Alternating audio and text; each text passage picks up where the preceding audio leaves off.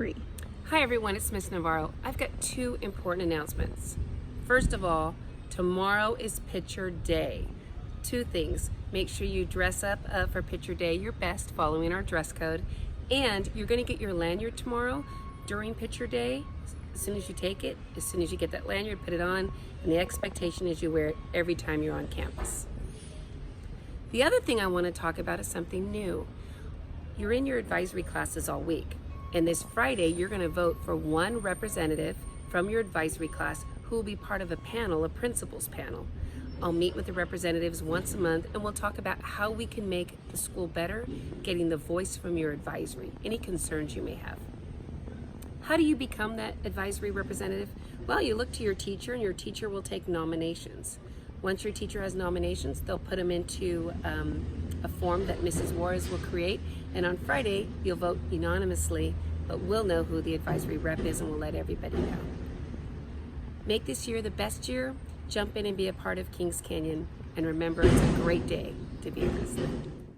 Kings Canyon Middle School, welcome to the Coach's Corner with your host, your Vice Principal, Mr. Juarez. A lot of you don't know this, but I used to coach football at Kings Canyon for many, many years, and we played some tough teams like Tioga, Ahwahnee, Gaston, and when you play tough teams like that, you have to go in with a game plan. And many, many times things go right and sometimes they don't. A lot of your wins and losses depend on the adjustments you make. So today we're going to talk about adjustments from day one of school. All right, so the first adjustment we're going to make has to do with the young Grizzly men. As all students were walking around yesterday, many adults obviously were watching and supervising, and we noticed an abundance of sagging. So guys, the first thing you need to know is that sagging is against our dress code policy, and obviously there's going to be consequences for that. But beyond that, there's not a soul on this campus that wants to see anybody's undergarments. So do us all a favor and keep your pants up. Now the adjustment that we're going to make is that our admin team and adults are going to be carrying around zip ties. So if you're caught sagging, you're going to instantly have to put a zip tie on. And if for some reason later on that zip tie's off and we got to talk to you again, we're going to have to pull you into the office, going to have to notify parents, and then just go for more consequences from that point on. But let's just avoid it all and let's just not sag. Keep your pants up. All right, let's talk about adjustment number 2. And this has to do with the morning and at break. Now, in the morning, we had many students enter the gates and then they just stopped. And then we had more students enter and just stop. And it's okay. If you want to hang out at the front of the school, that's totally okay. We just need to make sure that we have a clear path so that everybody else can get in. Now, at break, we saw the same problem. People were walking the pause like they were supposed to, but then we saw our friends and we just stopped. Now, I'm going to give you an example so you better understand what I'm trying to tell you. If your parents are driving down the highway and your friends' parents are driving down the highway, they can't just look at each other and stop right in the middle, because we know what's going to happen. All the cars from behind are going to pile up and it's not going to be a safe environment. And it's the same thing when we're talking about our hallways at Kings Canyon. What I want you to do is I want you to think of the hallways as a highway. We walk the pause in the correct direction that we're supposed to. If we want to talk to our friends, we pull over, we hang out on the benches, or we hang out just in an area we can stand on the sides and talk to our friends. And when it's time to get to class, we get back on the highway, we walk the pause in the correct direction, and everybody's safe. Kings Canyon Grizzlies, follow me to the classroom so we can talk about our first lunchtime adjustment of the year. All right, Kings Canyon Grizzlies, we just talked about adjustments that we're gonna make, and we're gonna go through our first one right now. Yesterday's lunch was great. We had kids going into their lines. 8th grade lines went great.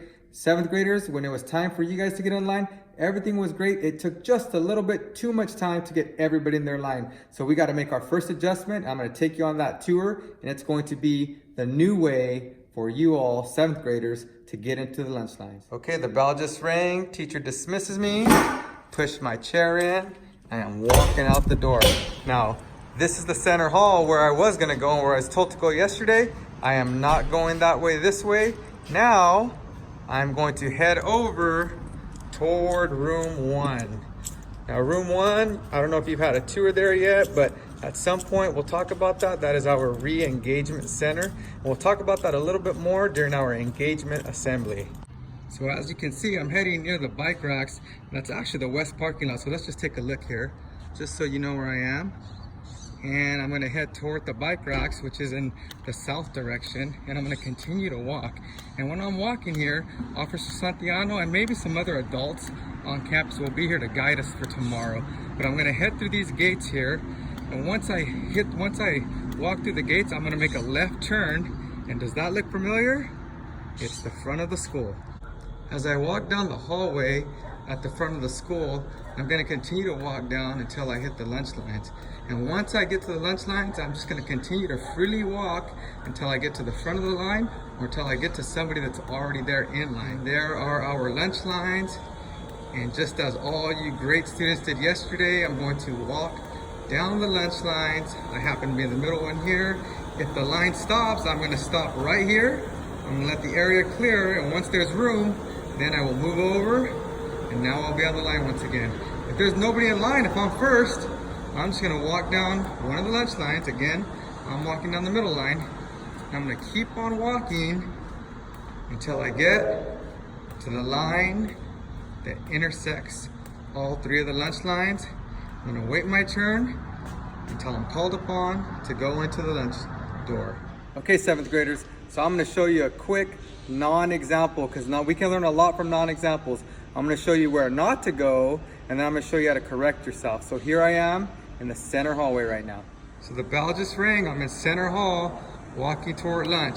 And I'm gonna, like I said, I'm gonna do that non-example. I'm gonna walk just like I was told to yesterday. And I'm gonna go straight down the center hall, because that's what I was told yesterday. Now remember, I just told you about the adjustment we're gonna make. So this is a non-example. I'm walking, I'm continuing to go. I see a barrier up there, the yellow chains, and that means don't go past this. Now, Miss Juarez or some other assistant will be here to also guide you, but there's the red lines. I can't go there because we have a new way to go. So I'm gonna turn around and correct myself. I'm gonna walk back, and then I know now I have to walk down the hallway and around the building.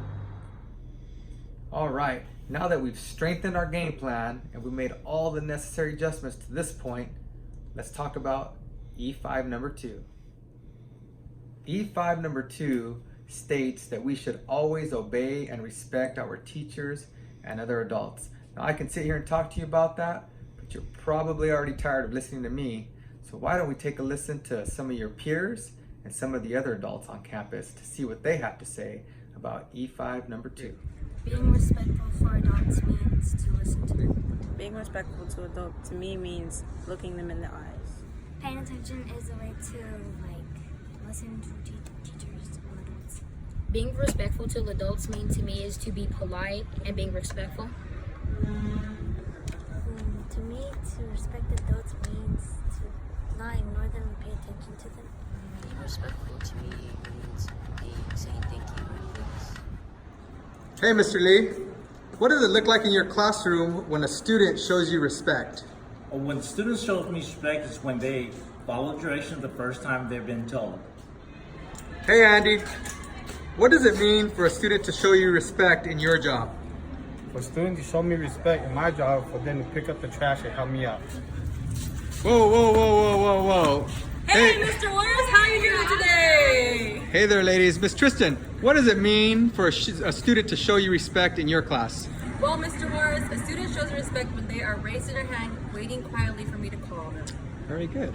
How about you, Miss Fonseca? Well, I would say that it's when they're actively engaged in the lesson. Miss Banuelos, what does it mean for a student to be respectful in your class? How does that look? It means that they have good manners. What does it mean to be respectful to adults? Being respectful to adults is being kind and paying attention when they are teaching. Here's an example of students raising their hand.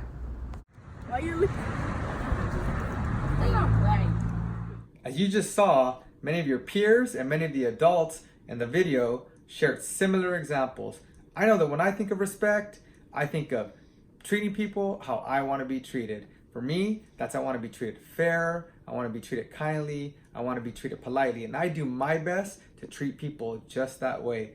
Grizzlies, you did great on day 1, you did great on day 2, and I'm sure you're going to do great on day number 3. I'm going to end by saying this. Go Grizzlies!